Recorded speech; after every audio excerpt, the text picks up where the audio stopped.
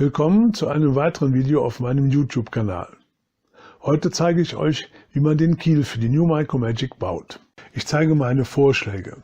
Für die Umsetzung meiner Ideen übernehme ich keine Haftung, ich denke, das ist klar. Ballast und Kielflosse liegen der ARTR bei. Der Ballast ist aus Blei gegossen, da dies ein giftiges Schwermetall ist, wird er ab Werk komplett lackiert geliefert, damit jeder Kontakt mit dem Material unterbunden wird. Der Ballast wurde in 2020 in heller Farbe produziert, seit 2021 in etwas veränderter Form und schwarz lackiert. Neben den Teilen solltet ihr die aktuelle Bauanleitung der Firma Hacker zur Hand haben. Fehlt euch diese, so könnt ihr sie von der Webseite der Micromagic Deutschland downloaden. Für die Verklebung gibt es je nach Land verschiedene Marken und Anbieter. Beim Kielbau verwende ich einen 2-Komponenten-Epoxidkleber mit einer längeren Topfzeit. So bleibt genügend Zeit für die Verklebung. Haltet auf jeden Fall genug Putzmaterial und Lösungsmittel bereit. Wir beginnen mit einer Kontrolle der Kielflosse. Bitte setzt diese in die Kieltasche ein. Das muss ohne Kraftaufwand gelingen und die Flosse sollte ohne Spiel sitzen.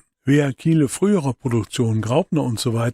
bei der New Micromagic verwenden möchte, muss eventuell den Schaft der Kielflosse auf ca. 4,3 mm anpassen. Wir bauen hier einen Standardkiel, der die Gewichtsgrenze von 420 Gramm nicht überschreiten darf. Die Teilegewichte variieren etwas und ihr müsst für Klebstoff ca. 2 Gramm und für die Lackierung ca. 3 Gramm rechnen. Kalkuliert also alle Gewichte sorgfältig und bohrt dann entsprechendes Material aus der Kielbombe aus, wie hier gezeigt, damit das Gesamtgewicht des Kiels die 420 Gramm nicht überschreitet. Denkt daran, die Bohrspänne aus Blei nach dem Ausbohren sorgfältig zu entfernen. 2 weitere Details sind zu beachten, bevor es weitergeht. Erstens, die Kielunterkante darf nach Reglement maximal 135 mm Abstand von der Rumpfunterseite haben. Das sollte automatisch der Fall sein. Und zweitens hat sich bewährt, wenn Flosse und Ballast einen Anstellwinkel von etwa 2 Grad zueinander haben, der Ballast mit seiner Vorderspitze also leicht nach oben neigt. Diese Ausrichtung ergibt sich allerdings auch automatisch, denn die Kielflosse hat entsprechende Anformungen. Aber bitte prüft das Material nun noch vor der Verklebung. Verpackt die Kielflosse und den Ballast mit Malerkrepp. Ihr vermeidet so, dass austretender Klebstoff schlecht entfernbare Verschmutzungen verursacht. Beachtet dieses hier gezeigte Detail der Verpackung. Vor und hinter dem Schlitz im Ballast muss dessen Oberfläche frei bleiben, damit die Spalten an den Überständen der Kielflosse mit dem Kleber ausgefüllt werden können. Mischt nun den 2-Komponenten-Kleber an. 2 Gramm des Klebstoffs sollten ausreichen. Jeder hat so seine Methode im Umgang mit zähflüssigem Kleber. Meine Methode kann man schon mal mit Honig und Brot üben. Zeit habt ihr angesichts der Topfzeit genug, lasst euch also nicht aus der Ruhe bringen. Und wenn etwas daneben läuft, dann kann man das hinterher abwischen oder abschleifen. Ihr solltet den Schlitz im Kielballast etwa zur Hälfte mit Kleber befüllen. Dann steckt ihr die Flosse vorsichtig in den Ballast ein. Der überschüssige Kleber soll nicht zu schnell austreten. Den überschüssigen Klebstoff verstreicht ihr an den Seiten entlang der Flosse, einschließlich deren Überstände.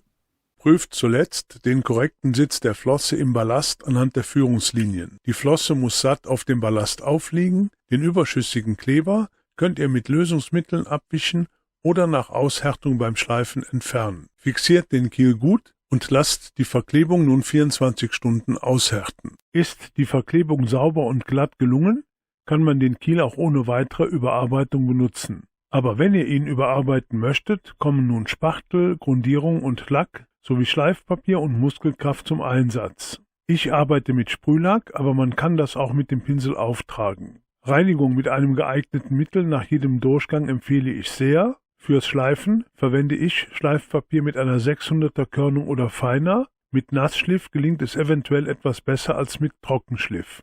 Um Kontakt mit dem Bleimaterial zu vermeiden, sollte die Lackierung des Ballasts nur vorsichtig überschliffen werden, ohne sie bis aufs Blei durchzuschleifen. Zuerst wird nun die Verbindung von Kielflosse und Ballast gerundet und geglättet. Schleift danach Ballast und Flosse an, soweit die ebenfalls lackiert werden sollen. Es folgt die übliche Prozedur. Eventuell spachteln, grundieren, lackieren in dünnen Schichten, kurz antrocknen lassen, überschleifen und reinigen, bis alle Schichten drauf sind. Man kann Lackierungsarbeiten bei warmem Wetter gut draußen erledigen. In einem unbedingt gut gelüfteten Raum hilft eine einfache Absaugeinrichtung, den Sprühnebel nicht in alle Ecken zu verteilen. Und dann ist der Standardkiel für eure New Micromagic fertig. So könnte euer Boot damit aussehen. Ich hoffe, mein Video zu diesem Thema hat euch gut informiert und auch Spaß gemacht.